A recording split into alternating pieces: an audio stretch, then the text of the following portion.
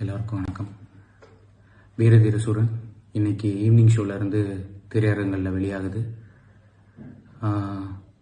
எங்கள் அப்பா காலையில் ஒரு 3 தடவை தேட்டருக்கு போயிட்டு டிக்கெட்டு வாங்குறதுக்காக நின்றுட்டு ஷோ ரிலீஸ் ஆகலன்னு சொல்லி திரும்ப வீட்டுக்கு வந்திருக்காரு.